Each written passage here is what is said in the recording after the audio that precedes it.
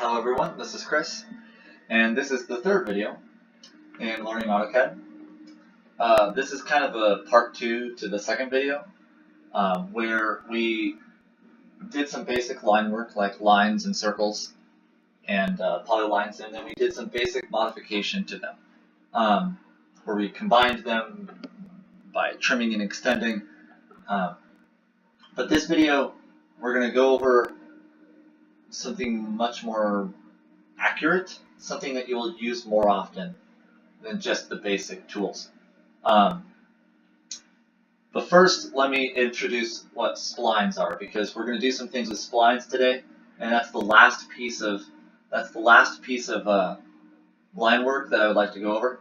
So a spline is, like I said last video, it's a combination of a line and an arc, sorta. Here's what I mean by it. So I'm going to explain a spline intuitively, but I'm also going to explain it mathematically. And hopefully both will make sense to everyone. An arc is a part of a circle. And circles, the equation of a circle is basically x squared plus y squared equals the radius squared. So it's basically the sum of two quadratics, almost, equal to a constant. And for the calculus students, essentially, like I said earlier, the derivative of a circle is a linear relationship. It's a linear relationship, which is exactly why, you can do trigonometry with circles. You can condense information about circles into lines and cosines and sines, and which are, you can do that because of the fact that the derivative of a circle is essentially just a linear function. And the derivative of a linear function is essentially just a constant. It's a number. But the idea is there is something that you can't easily take the derivative of. And that's what a spline is. So if I go into spline, and I just make a basic spline here, this is a spline. Splines are like polylines. They don't really need to end. You can make a spline or a polyline as big or as small as you want it. There is no limit to the amount of endpoints that you have available. But on these, when I clicked on this information, I'm just going to select everything. When I clicked on these, I got these familiar grips, right? I got the grips that change the radius and the grips that change the location. But in the end, these are all the same types of grips. And these all have similar properties. I mean, this has a length, it has an area, and it has a location. And this has an orientation, a length, a location. So when I click on a spline, I should be able to read its properties. Oh, yeah. So splines have very complicated properties. And let me stop for a minute. I did watch the other two videos, and I have noticed that you cannot see the properties palette. You cannot see any of the palettes. You cannot see the command bar. You cannot see the logo or any of the menus, and I apologize for that.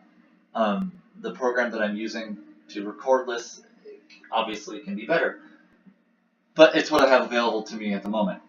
That being said, I will try to verbally explain what I'm typing and what I'm looking at, so you don't necessarily have to see it in order to know what I'm talking about. So I click on this spline, and it's giving me properties in the left. The properties that it's giving me look complicated, and basically none of these properties are properties that I've ever seen in other geometry. So an example is, it asks me it's telling me what the method is. It says it's a method of fit. It's a degree 3. It's not closed. I know what closed means. That's a start. It's not periodic. It's planar, and it gives me 6 tangent vectors. It tells me that the fit tolerance is some really small number. It gives me all this information, and I don't know what it is. I don't know what to do with it. I don't even know how to read it. So this is because splines are innately far more complicated than polylines are. Think of a polyline is a bunch of lines glued together. A spline is a bunch of arcs glued together. And you might say, well, Chris, polylines have arcs in them. And that's true. But you have to remember that even though polylines have arcs in them, they're not made up of arcs. Splines are basically made up of arcs. This is kind of a problem because when we're trying to do things with geometry, when we're trying to trim and extend and things, we want to have predictable behavior, and this isn't really a predictable piece of behavior. So I'm just going to let the cat out of the bag. This is a polynomial. It is. This is a polynomial line, essentially. It is some x to the n plus x to the n minus 1, blah, blah, blah. This particular thing, when I look on the properties, it says that it is a degree 3, which means that this is a degree 3 polynomial. This is a cubic polynomial. And then when I do this, you might be saying, well, Chris, cubics don't do that. How the hell is that a cubic polynomial? This doesn't even look remotely similar to a cubic polynomial. And that's because it is actually a cubic, but it's not a cubic on a graph. It's a cubic in a third-dimensional space. This is a parameterized function. It's when you take the inputs and you do some special things to them, and then you output them in a space that's bigger than it needs to be.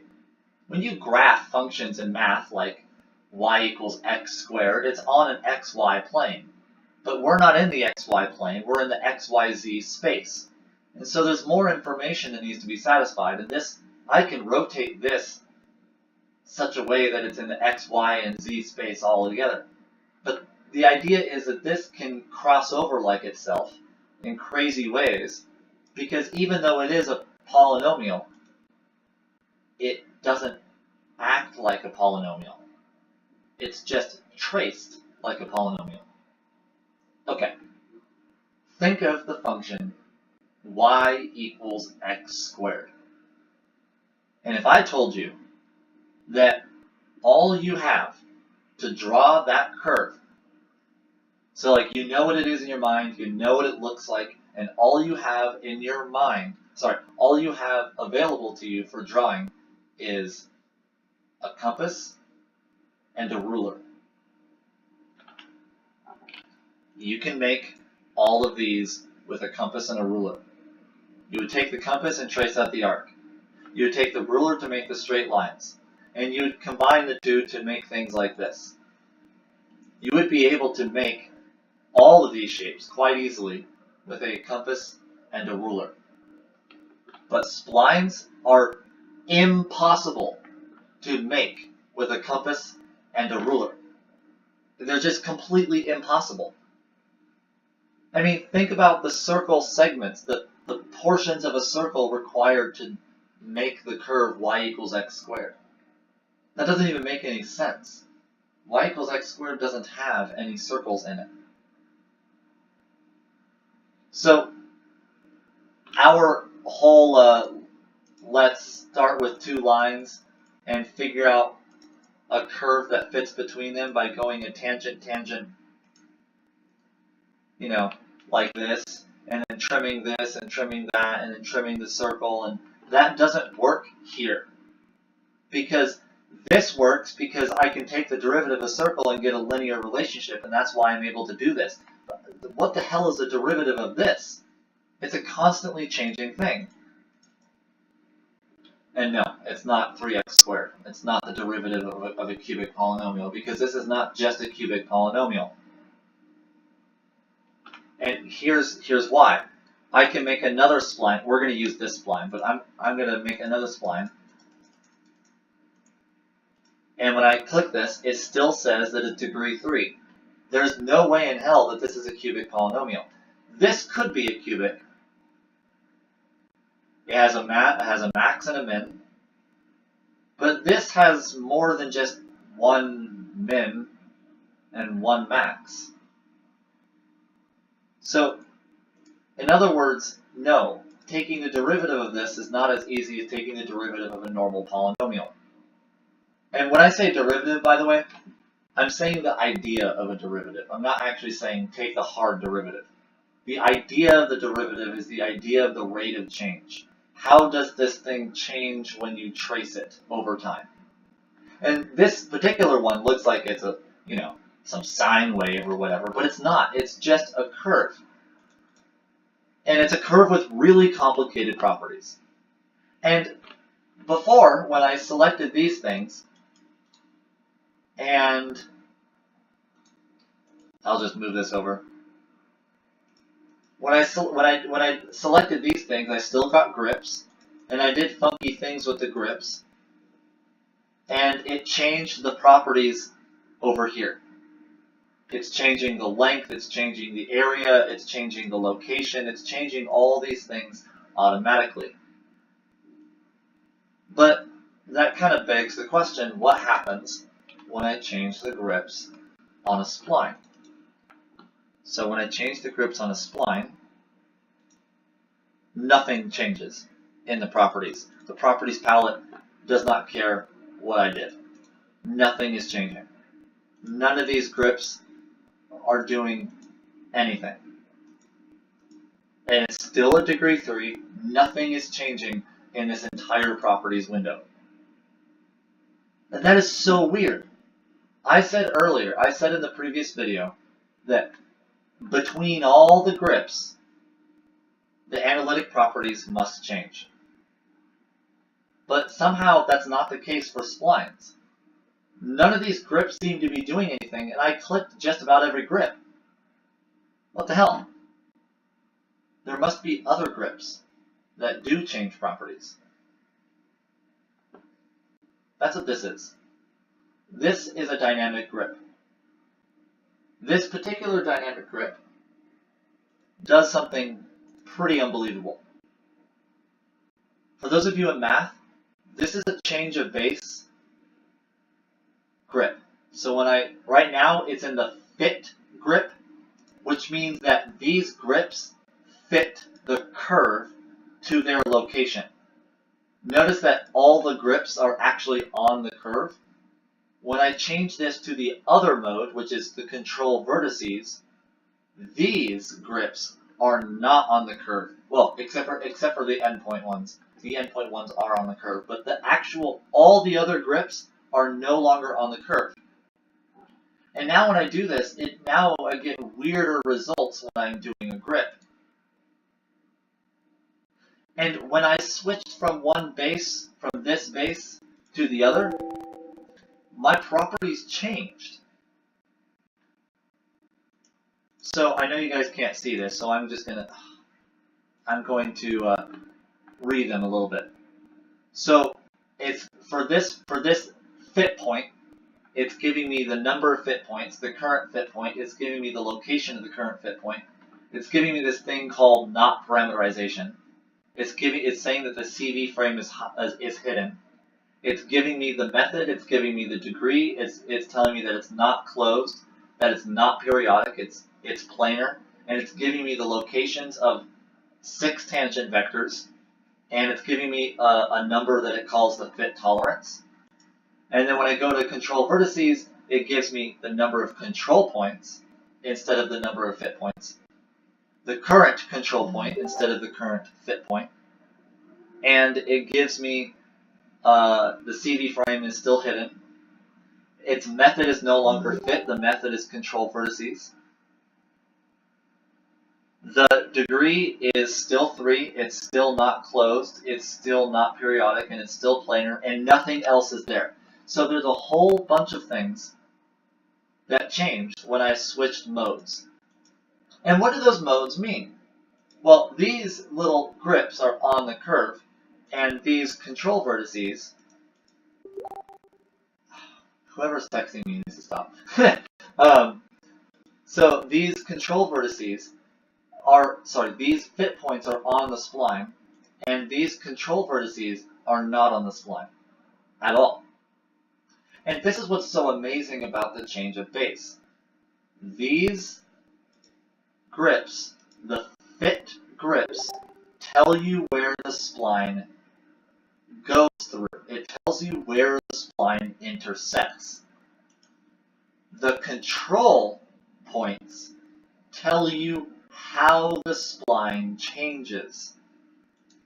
So, if you want to properly modify splines, you better modify them using both fit and control vertices. So, this is why splines are actually pretty cool. Again, imagine taking this and drawing it with nothing but circular arcs and straight lines. Like, good luck. There's not a single circular arc in this entire business.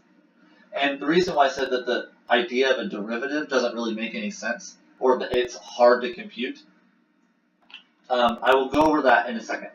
But just keep in mind that the idea of a derivative for this is quite difficult. And it's preferable for a calculator to do it, a computer to do it, not a human. So, let's go over some situations. I have a line here and a line here. And let's say that I want to connect them into themselves. So I want that other stuff out of the screen a little bit. So I have these two lines, and I would like them to touch at a point. So here's what I could do. What I'm going to do is I'm going to show the long way to do it, and then I'm going to show the quick way. What I want you to know is that the long way and the quick way are both precision modify. But one of them's faster than the other, usually. So this is the long way. I can take extend tool, I can select this, and then I can extend this. And then I can take this and trim this, and now these two lines are touching at a single point. Or, if I don't want to do extend and then trim, there is a tool that allows me to do it automatically, and it's called Chamfer. And Chamfer's up here. And Chamfer with a distance of 0, I select this, and I'm done. Notice that that's a lot faster, and it actually did the exact same thing that I did. But what if I wanted to take these two lines, and instead of meet them at a single point, what if I wanted to meet them with an arc? How would I do that? Well, let's say, it's a circular arc, so I should probably specify the size of the arc. Circles are made up of arcs, so arcs are part of a circle. And the size of an arc is determined by the radius of the circle that it was cut from. So in reality, I should come up with some sort of circle to cut an arc out of. So the length of this thing is in the hundreds, and the length of this thing is in the tens. So let's just say that I want to go into circle I'm going to choose the family of circle of tangent, tangent, radius. I'm going to specify this line to be a tangent line, this line to be a tangent line, and I'm going to hopefully pick a good number. Let's say 35 as my radius. I want to make it a little bit smaller for demonstration purposes. I'm going to say not 35. I'm going to say, how about 20? Radius of 20. Radius of 20 is perfect. So here we have a radius of 20 circle. I can click this and verify that there is a radius of 20. And notice that this line is touching this circle, and this line is not touching this circle, even though I told the circle to be drawn such that it's tangent to this line, and a radius of 20. But the reason why it's not touching this line is because the line is not long enough. So this line is obviously too long, so let's trim that. And the other line is not long enough, so let's extend it. And this circle we don't care about, we really just want the arc, so let's take both of these lines and trim the bottom half of the circle off. And now we have an arc that is tangent to both of these lines. I better explain what tangent is because I'm going to use tangent a lot. A lot. Tangent is a good word. Mathematically, tangent basically means that the derivatives are equal at that point. The slopes of the two pieces of geometry are the same at that point. If we're to think about this visually, tangent is the opposite of perpendicular. And when things are perpendicular, when two things are perpendicular, those two things meet at a point, and at that point, a right angle forms. And tangent is kind of the opposite of that. It's two things touch, and where they touch, a 180-degree angle forms. A straight line forms. Okay, so that's fancy talk for if I zoom in really far.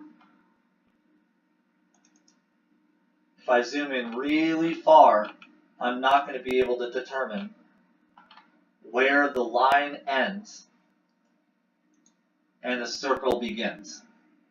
And I don't even know. I mean, I can select one of them and say, oh, okay, that's where this is where the line ends, and that's where the circle, the arc begins. But in reality, I normally have no idea how to do that. So this is a good way of combining two lines together in an arc fashion.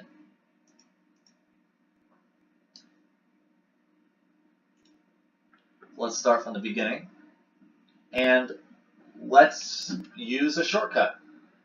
The shortcut is called Fillet. And the fillet, you need to specify the radius. The radius was 20, so let's do 20, just to be consistent. And just like chamfer, it's click, click, and done. So notice how I didn't have to go into a circle and then choose the tangents and then choose the radius and then trim one of the lines and extend the other and then trim the circle. This is just a click, click, done. I specify the radius and I'm done. It's a lot faster. So these are ways to combine two lines together. But let's combine two arcs together. So let's say I have an arc here and an arc here. Let's try and combine these two arcs at a point. Okay, so we're going to go into chamfer and distance 0, and it doesn't let me. And the reason why is because, well, let's try and do it the long way. Let's do extend. Notice that these two things do not intersect at a single point. I mean, they do, but there's 2 points that they intersect. Up here and down here. And so chamfer has a small brain, and chamfer gets confused.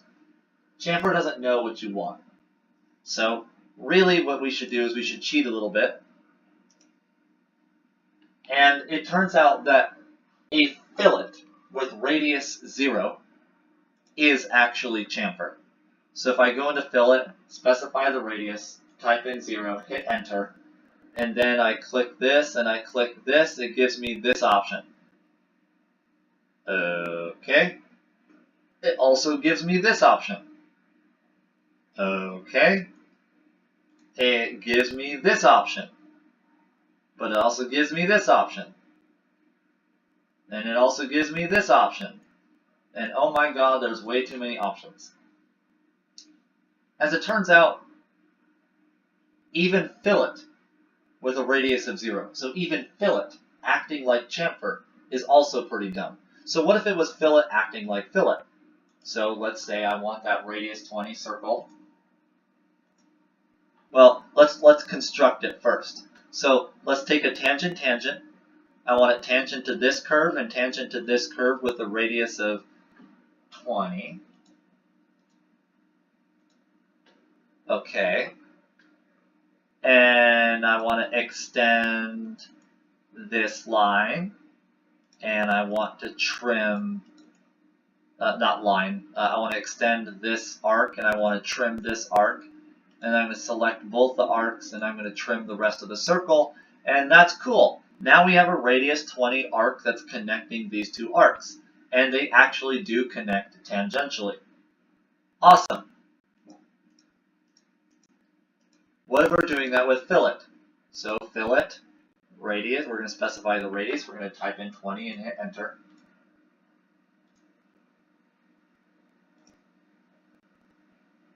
Oh, okay, so it wants me to do this. It also wants me to do this. Okay, what if, okay, so it still wants me to do that. What if I did it, oh, there we go, this is the one I wanted. But it also works out this way. I wanted this. But notice that fillet, and you might say, well, fillet's pretty intelligent because it came up with multiple different scenarios for the same requirement. Except for the fact that I don't want multiple different scenarios. I want the only scenario that actually makes sense. So even though fillet and chamfer are intelligent tools, they're too stupid to figure out exactly what people want half the time. So oftentimes what you want to do is draw this by scratch using the circles and then cut and trim and extend the way that I showed. And sometimes that is the fastest way. Okay. What if, yeah.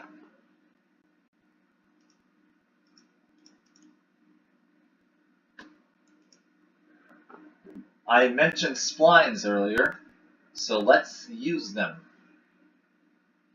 Let's say I have a line, and let's say I precision input the line, like I said in the last video. So I'm gonna put in the coordinates for its endpoints. I'm gonna say negative 100, comma negative 100. And then the other point is going to be negative 66, comma negative 33. And the other point is going to be negative 200. The other line is going to be from negative 200, negative 100, to negative 33, comma negative 36, just for fun. So I have two different lines, and they both intersect, okay? And I would like to take a nice spline, and I would like to combine this end with a spline and this end with a spline. I can combine them with a circle, I can combine them with a line. Combining it with a line is easy, just from this point to this point, this point to this point. But let's kind of think about this in terms of a spline. So here's how I would do it, is I would take a spline and specify the first point, and the first point is negative, I believe it was negative 66, comma negative 33. If I'm wrong, that sucks. Nope, that's it right there. And then the other point was negative 33, comma negative 66.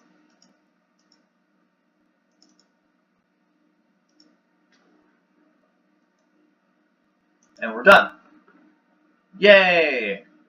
Except that that does not look like a fillet, does it? It doesn't look, it looks like a triangle. It does not look like it is in any way tangent to this line or this line. And it's not. It turns out that it's not tangent. So let's modify the spline a little bit. This only has 3 grips. It has the endpoint grip, and then it has the change of base grip, which is the method grip, by the way. That's what its name is. It's called the method grip. I don't really want to mess around with methods. I don't really want to mess around with fit points. I want to be precise. So what I want to select the spline. I'm going to right click. I'm going to go down to spline edit, It's going to bring up something in the command bar. I'm going to choose Fit Data, and I'm going to choose Tangents. And now it's going to ask me for the tangent point, the tangent direction, actually, for that endpoint. And I'm going to specify it to be this point right here, which, if I remember correctly, is -100, -100.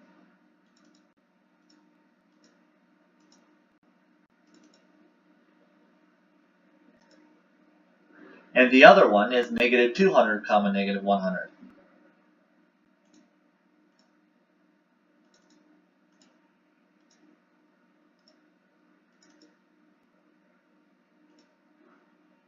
I'm going to hit enter, I'm going to hit enter again, and we're done.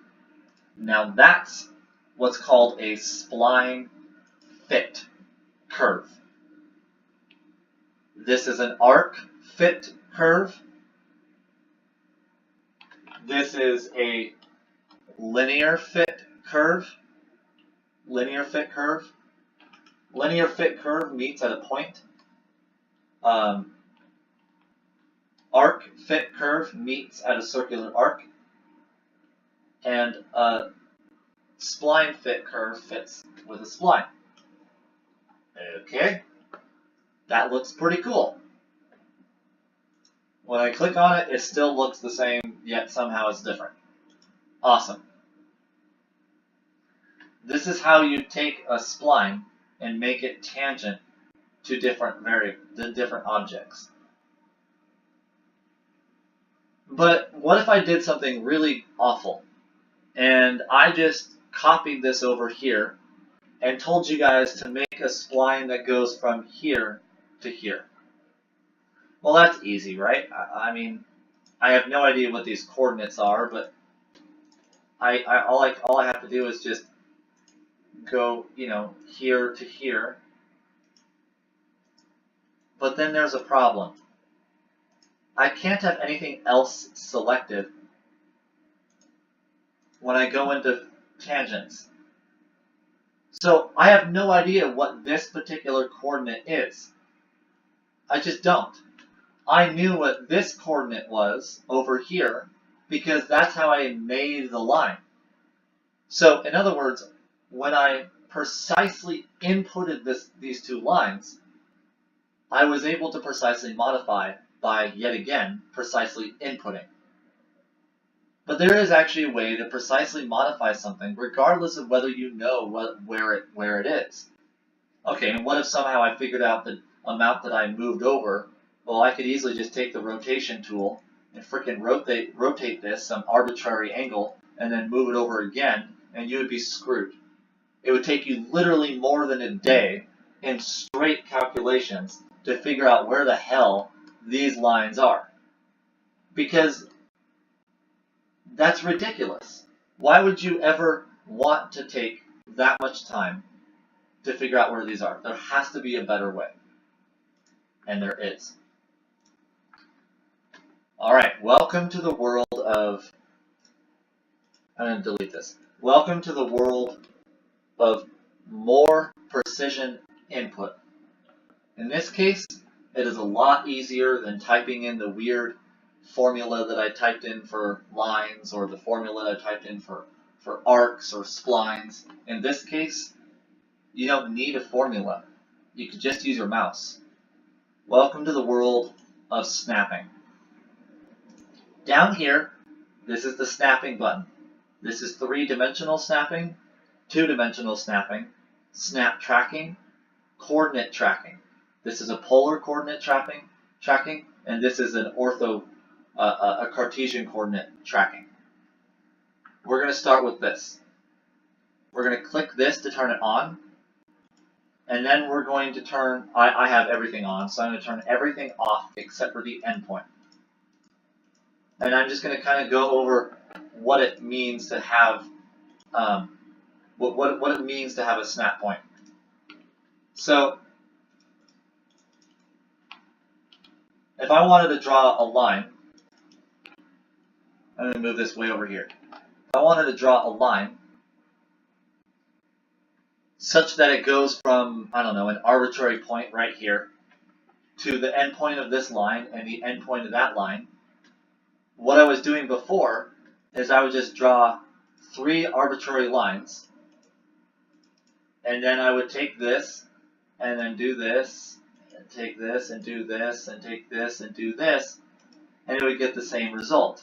Except that I don't want to do that anymore.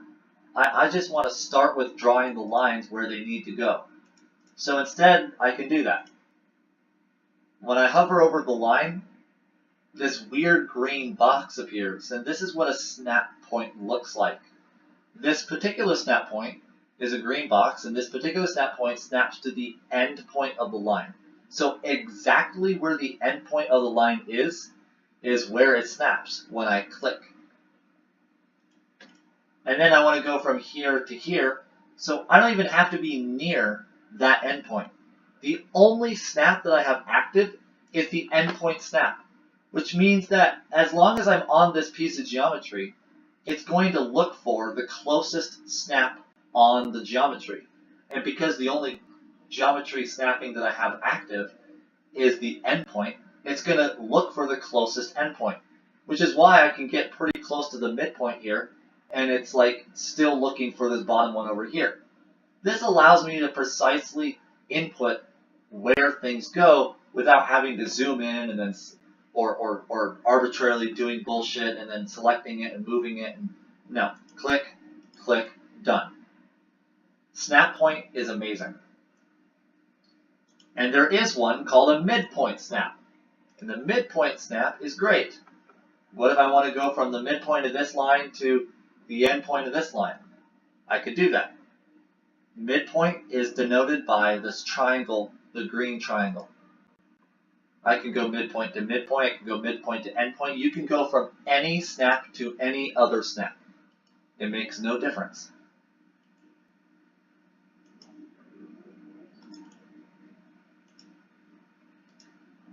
The next one down the list is the center snap. I'm keeping these on, by the way, so now we have midpoints. Now we have endpoint, midpoint, and center on.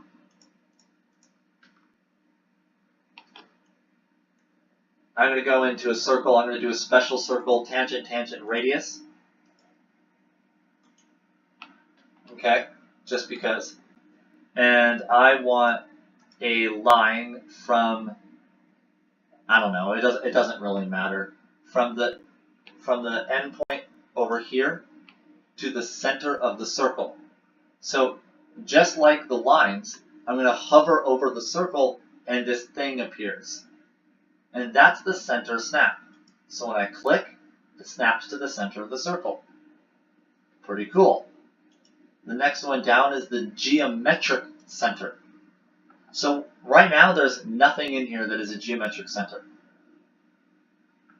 But if I took these 3 lines that make up the triangle, and I were to join them together, now they are a polyline, and the polyline does have a geometric center.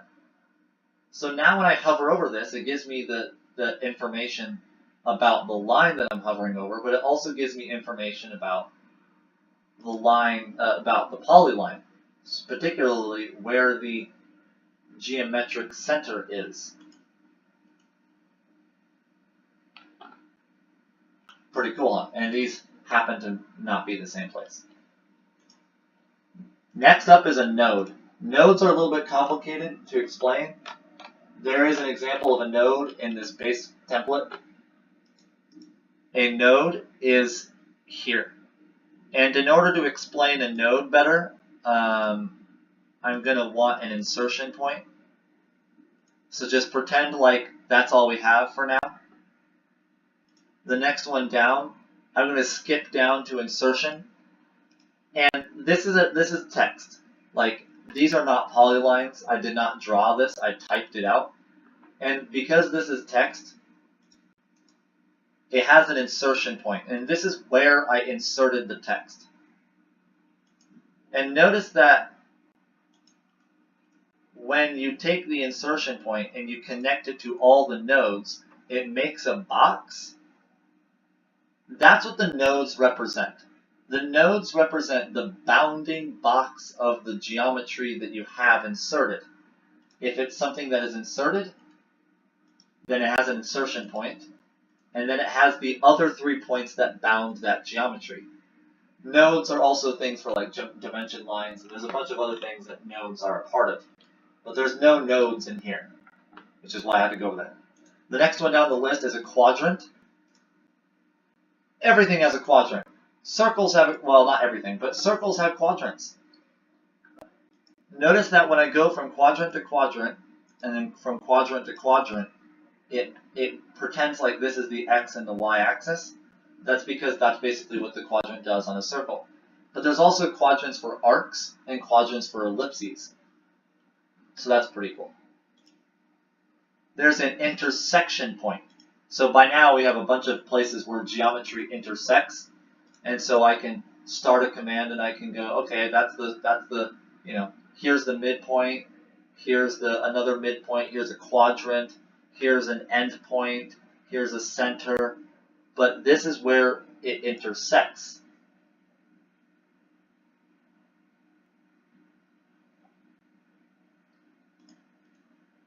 And it's an intersection between any two things. And then there's extension. Extension is pretty awesome. Say that I want this line over here.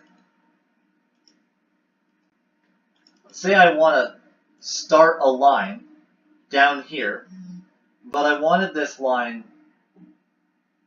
to kind of extend off of this line. So I can do that. Actually, no, let's do this line right here. So by doing this, I'm pretending that the extension snap pretends like the line was extended. It pretends like the extension line was there. So notice that there's this little box that my cursor has around it. And when the extension snap remains in the small box, the extension exists. When that little X leaves the box, it's no longer snapping to the extension line. So that's pretty important.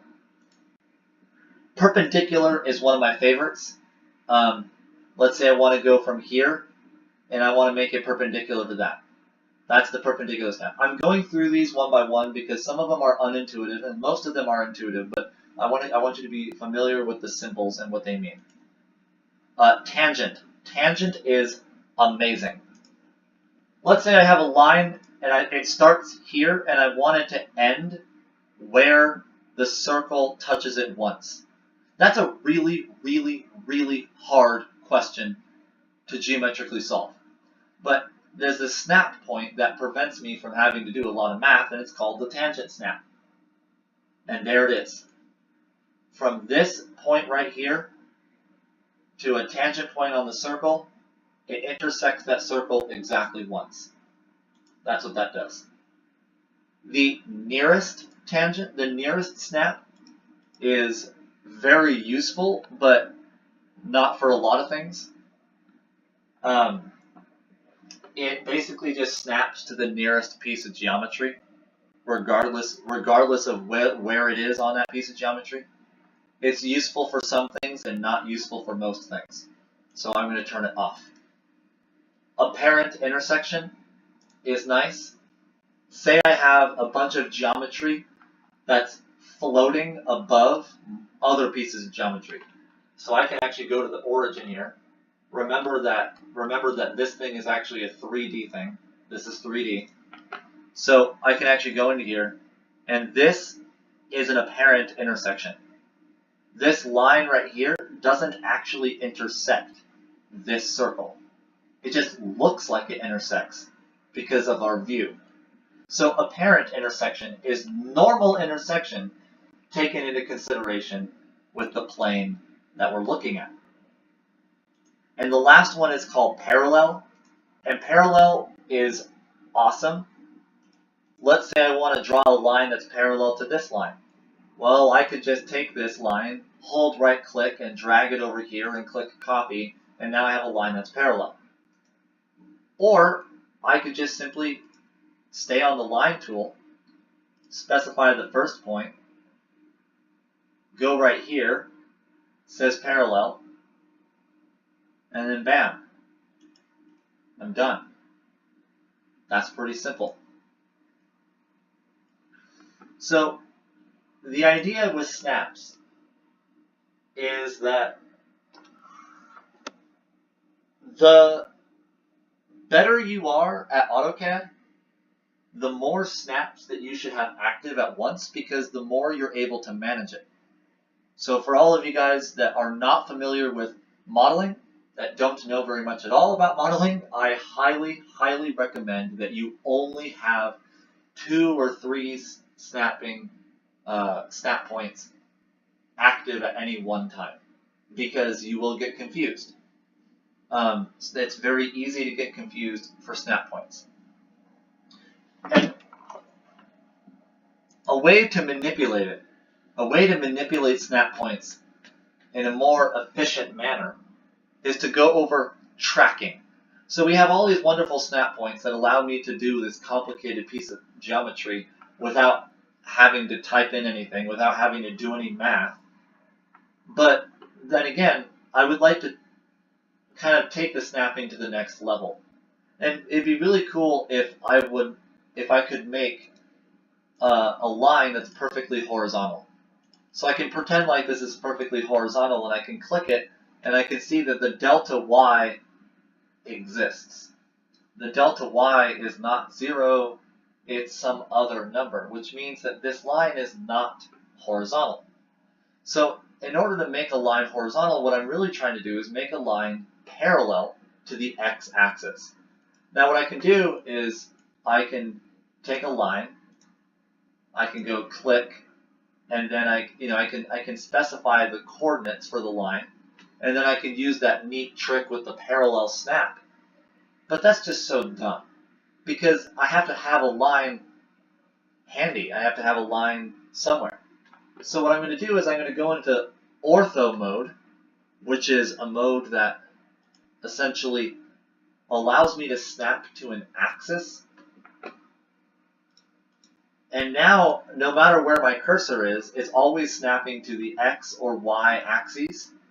And now this is perfectly flat. This isn't approximately flat. This is flat.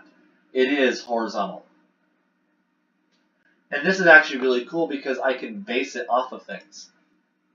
Say I wanted to take this entire contraption and I wanted to rotate it such that the base of this triangle is flat.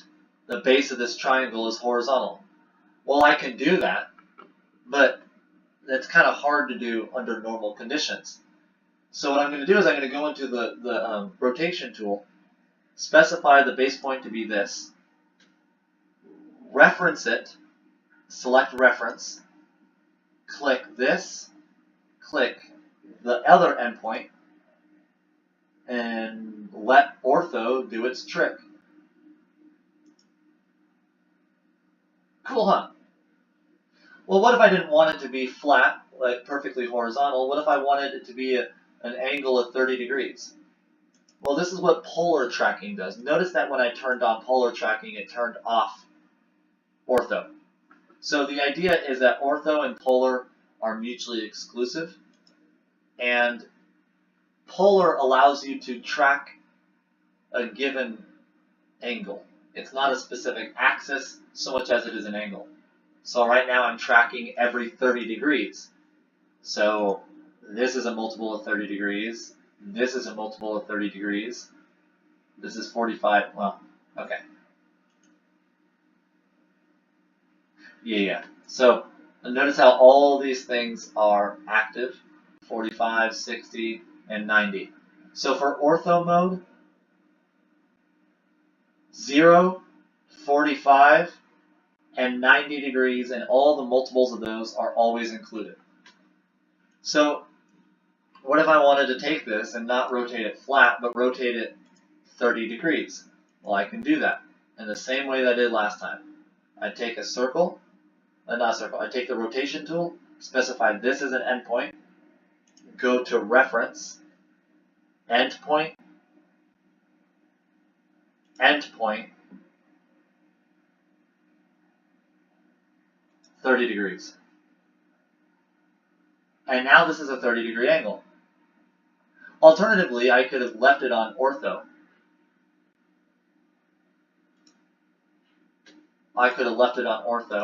Selected the whole thing, copy with base point, reference it, make it horizontal, start the whole thing over again, and just type in 30 degrees off of that base point, and it would do the same thing. But notice how I didn't really have to type in anything by using the polar tracking. Now, the idea is, remember what I said earlier about the extension snap? Where, hey, I have a line here, and I want it to keep going. Well, I have a line here, and I would like it to keep going downwards. So, notice that this vertex, a little side note, notice that this vertex is shared by 3 lines, which means that the extend actually works on any of these 3 lines. So snaps are dynamic. They evaluate what you're hovering over, and they evaluate everything and determine what it needs to do based off of what you have hovered over. But I want to go straight down. I want a line that's like this, but I want this endpoint to be directly below this.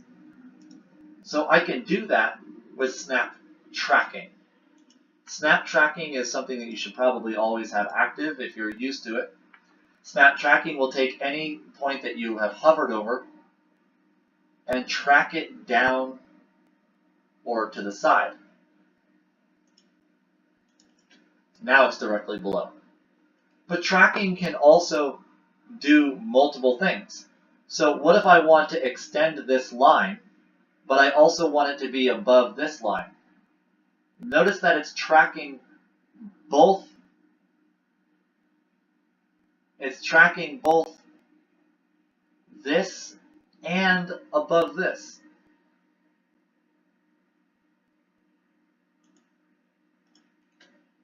So the combination of snapping and tracking allows you to precisely input things without having to type it in.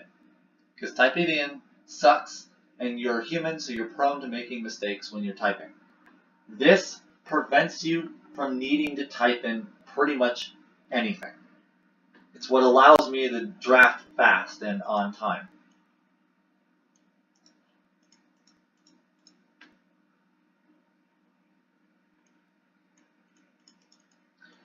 Just for archive purposes, I suppose I can keep this stuff up here somewhere. It looks like a spaceship. Okay, so how does this matter with this? I said that I know where these are, but I'm going to pretend like I don't know where these are. And I'm going to try and do this thing on this side, but I'm not going to do it the same way I did last time where I took forever to input things. And this time I'm going to go into spline. I'm going to go endpoint, endpoint. And then I'm going to go in here, right click, go into spline edit, choose fit data, choose tangents, and I'm going to go. So this is an example of why you don't want certain snaps on. I don't want parallel on. I would like to choose an endpoint, so I'm going to turn parallel off. And if you're currently tracking a bunch of things, then you can clear it by zooming in and zooming out. Endpoint, endpoint, enter, enter, done. That's it. So, let me do this again, but pretty fast. Spline, endpoint, endpoint. Select spline, right click, spline edit, choose fit data, choose tangents. Endpoint, endpoint, endpoint, enter, enter, done. Super easy. Super easy. Now, there is actually something that allows you to do that automatically, because that's a recursive task. Regardless of whether, remember this situation and remember this situation, it turns out that there is actually a way that you can do this automatically. It's called blend curves. So let me just erase this and this. It's down here in the modify, and it's the bottom right one. It's called blend curves, and it creates a smooth or tangent spline from one endpoint to another. Bam, bam, bam, bam. Notice that unlike chamfer and unlike fillet, smooth curves or blend curves does not require any input. That's because, did I put input in when I did this? When I did this the hard way, where I went into a spline, I did endpoint, endpoint, and then I did, spline edit, and I went into the tangents, and no, I did not. I did not input anything. I did not type in anything. And so what it's doing is, when it says blend curves, it's basically creating a spline such that the endpoints are tangent to the curve that you blended. And this thing, by the way, if you're curious, is identical. Okay. What about two arcs?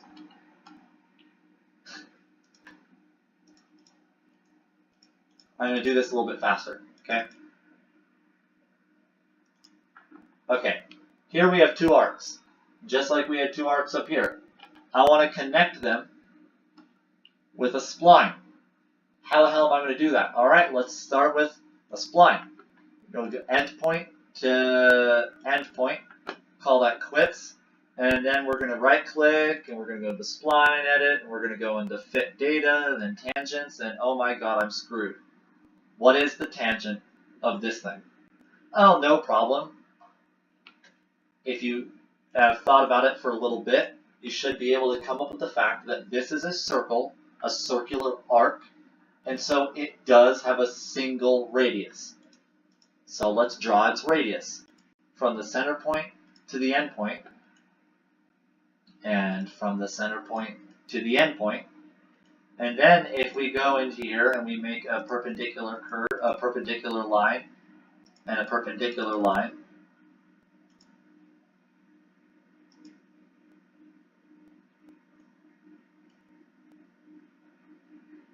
actually, I said in the last video that I want to use rays more, so I'm going to use rays.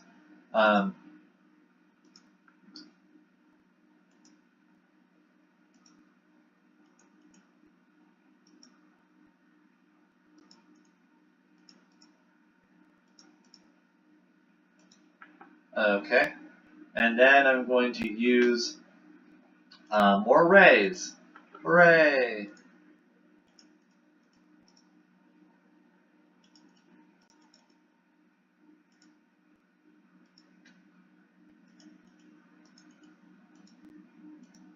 Alright, and this thing should probably be moved.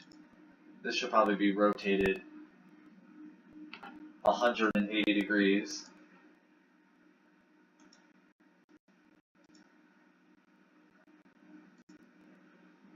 Alright, so now we're ready.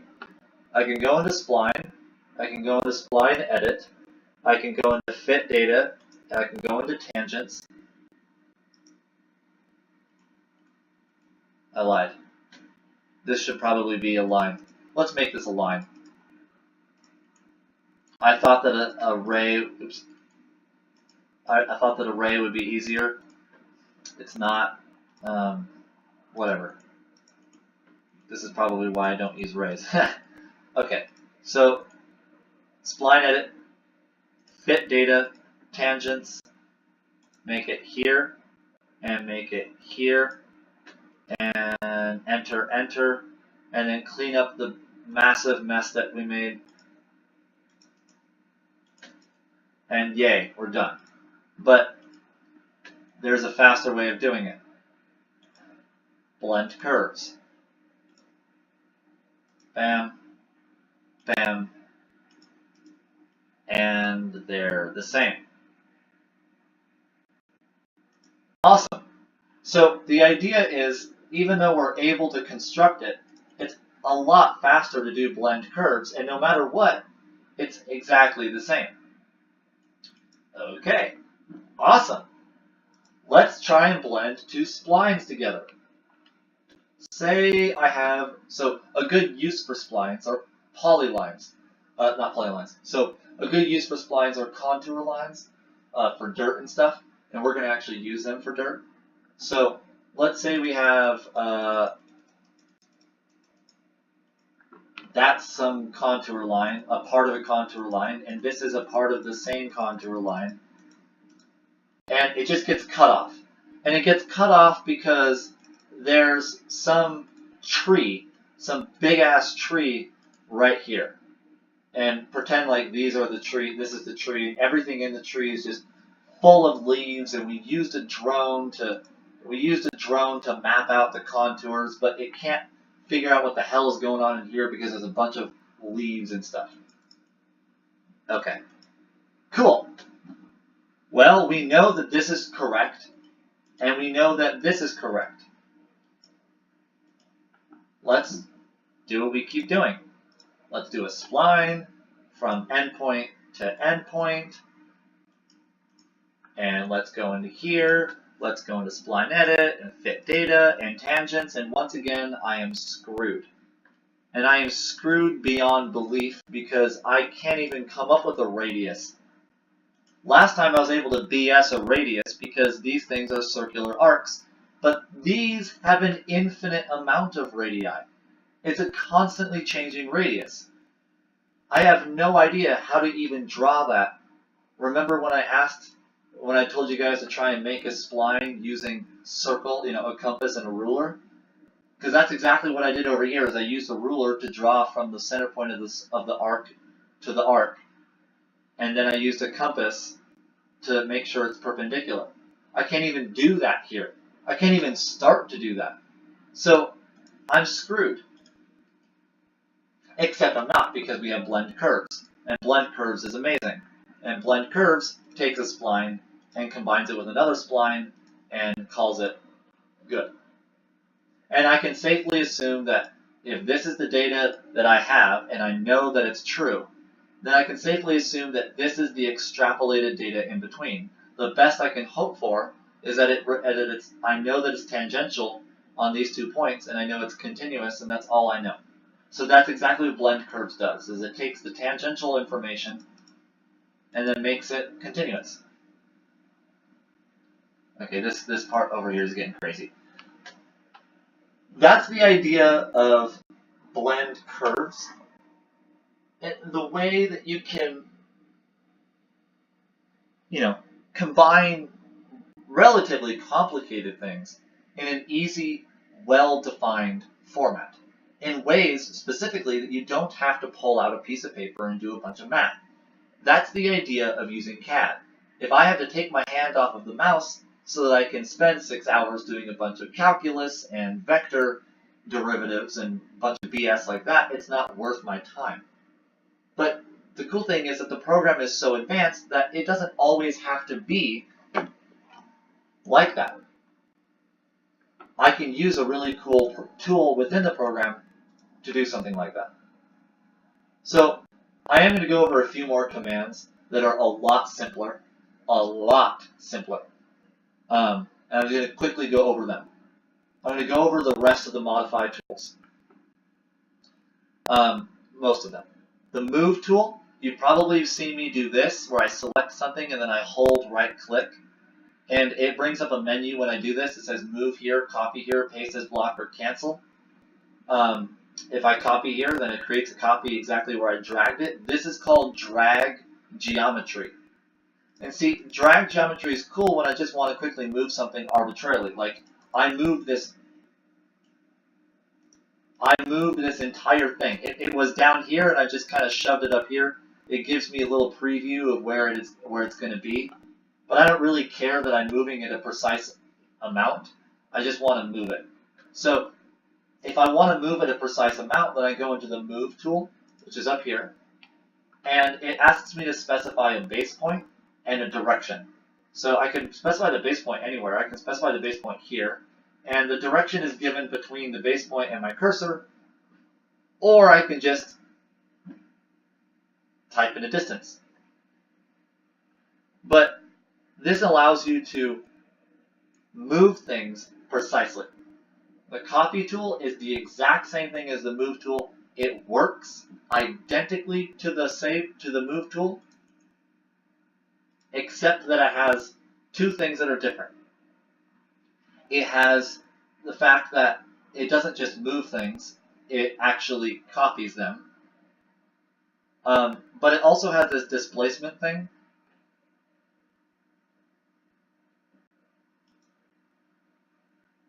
And displacement is an arbitrary, well, not arbitrary, but displacement is kind of like the distance from the origin. And then the mode I can do a copy mode single or copy mode multiple or whatever, and I don't know. There's a lot of different options, but generally I could just do copy, specify the base point, and just copy over and over and over again. And that copy multiple allowed me to click, click, click, click, click over and over and over again. Okay. I'm gonna use this bad boy because it looks amazing. I'm gonna copy it over here. I can rotate. So for move, there's 2D move and there's 3D move. For rotate, there's rotate and then 3D rotate. Do not choose those if you're working in 2D, please. I know some people that I helped a while ago and they always use the 3D tools because they felt like they wanted to or needed to, and I was like, no, you don't need to do that. So select the thing that I want to rotate. Select the place that I'm rotating from. And then select how much I want to rotate it. Now, there's actually something that's actually really cool about it. So imagine that I have a line, and then I have a ray. And let's say I wanted to make this ray where orientated in the same way as this line. I want to make this ray parallel to this line. I can use the parallel snap, or I could use the rotate tool. So I'm going to select the ray. I'm going to make this the base point because I'm going to rotate it around. And then I'm going to reference.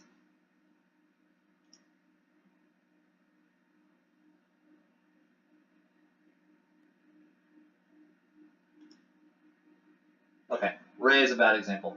Now, what I could do is I can take this, I can copy it, base point to base point, and then I can use the rotate, base angle. I have no idea what angle this is, so I'm going to reference it. God, I'm going to delete this ray. You know, I keep telling myself that I need to use more rays, but they're freaking annoying. Okay. So, last attempt, I swear.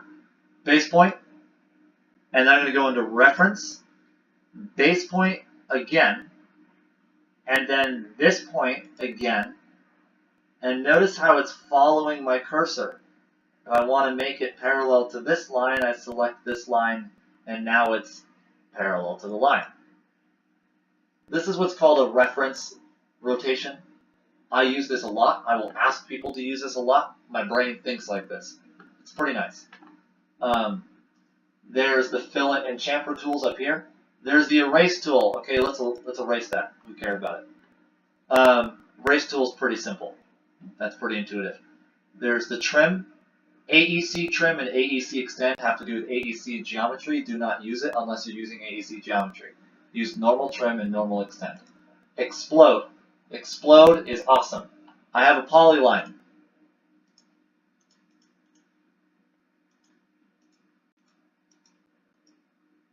Here's my polyline. If I click explode, it explodes it into its constituent parts. The constituent parts of this particular polyline were lines and arcs. In fact, actually all polylines explode into arcs and lines. What do splines explode into? Here's a spline, and it explodes into a spline. Yay! Okay. Here's an ellipse, and what does an ellipse explode to? Yay! It explodes into an ellipse. Circles. You probably guessed it. Circles explode into circles. Not really. None of these things are actually able to be exploded. So when you explode something, what you should do is you should explode something that's complicated, something that's already joined with other geometry. It doesn't really make any sense to explode something that's already its own thing. Like, technically, mathematically, if you explode a circle, you get an infinite amount of points around the circumference, which would obviously crash the server, not the server, it would obviously crash the program, so that's why AutoCAD says, do not do that again. Offset is amazing. Offset. Let's say I want to take this line right here that I'm making at the moment, apparently, and I want to raise it perpendicular to it 5 feet. So how would I do this? Well, I can take a line, an arbitrary ray, which will work out this time, and then I'm going to take a circle with radius whatever from the intersection point, radius 45, because why not? And then I'm going to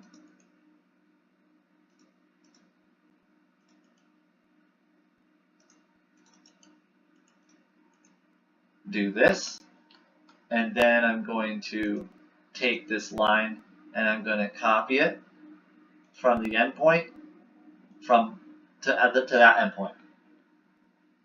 Okay, cool. What if I told you there was a tool that condensed that logic? It's called offset. I want to offset 45 feet. So I click offset, and then I type in the distance, and then I type in the side, and then I specify the side that I want to offset, and I'm done. Wow, that was easy. Because the problem is, see, this is a line. That's really easy to offset. This is not easy to offset. This is a freaking spline. I don't even know how to even begin. So I want to offset this 45 degrees. Bam, done. It's like, oops, I made a mistake. I want to offset it the other way. Done. Cool, huh? So this is kind of what, and so it obviously cut the spline in weird ways, but who cares? It's an offset tool. It can mess up if it wants to. We're going to ignore this. On the modify section, there's this thing called mirror. So let's say I had this line, right? This spline. Nah, let's use the other one. I have this thing right here. So I have this thing right here, and then I'm going to draw a line, an arbitrary line, because why not? Oops.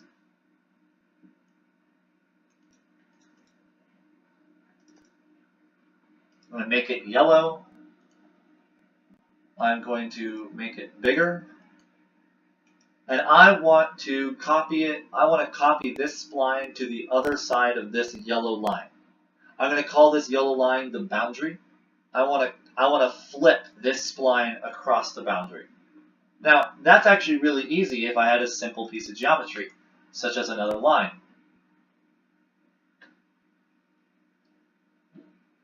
I just take this, go into 2-point circle. First point, the second point is perpendicular to that. And then I take a move tool and I intersect from the intersection point to the perpendicular point. And then I copy from here to here. And you should be able to rotate this 270 degrees.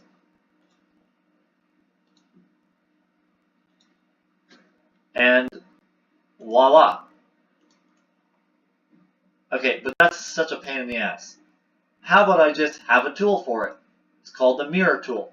Select the objects that you want to mirror, and then select the boundary that you have mirrored to respect to. And then asks me if I want to keep the objects that I mirrored.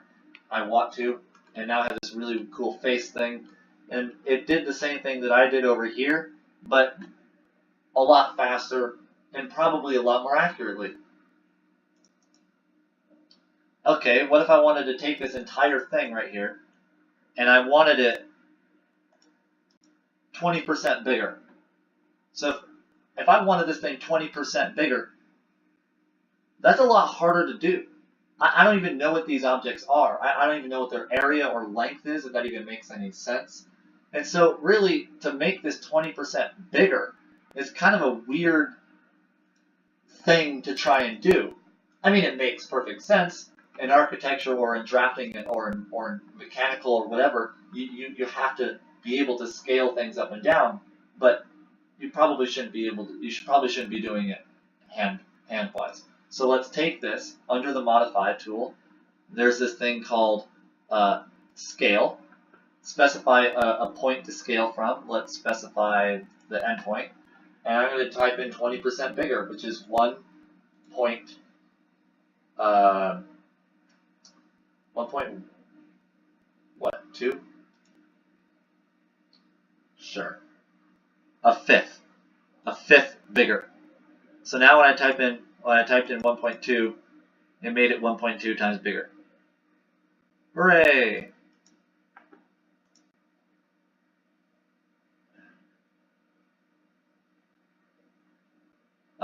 There's a few others.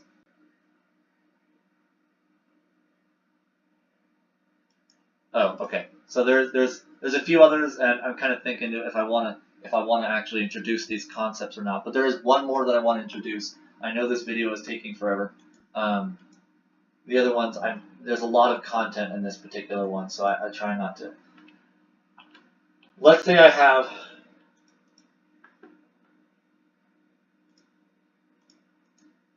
a line here and a crazy freaking spline or something that's a real pain in the ass right there. And I want these two, I want this spline, I want this spline to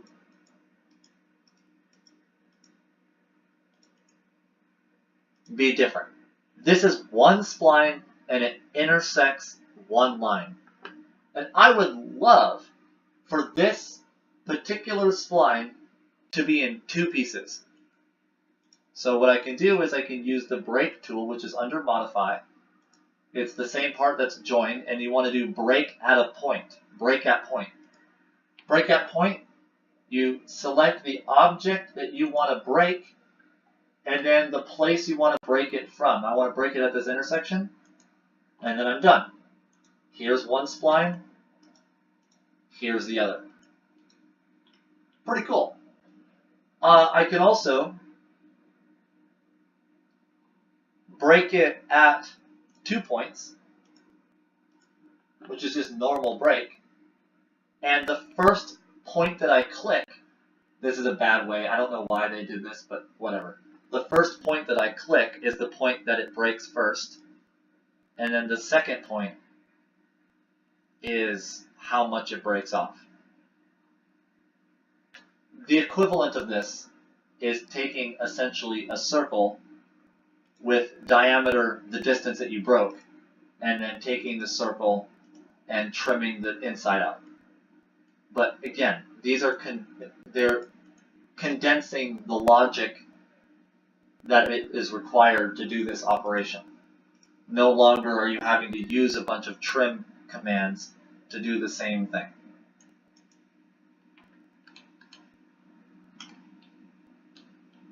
So I think that that's a good, I keep saying introduction, but I think this is a good introduction to kind of the full extent of line work, how you can use basic components of line work to make complicated shapes and complicated relationships, how to use those relationships to modify and fit to the data that you want or to extrapolate data. The next video will go over AEC geometry, an introduction to walls, windows, roofs, and doors. And that's really where the project is going to blossom, is through the AEC geometry. That's what we're going to project through. That's what we're going to build the model off of. But in the way that AEC geometry works is it's a lot of menus and it's a lot of playing around with line work. And so I kind of needed to go through the basics of line work first so that when we finally get to the AEC geometry, we're not completely confused. Okay, so that concludes this video. I'll see you in the next one.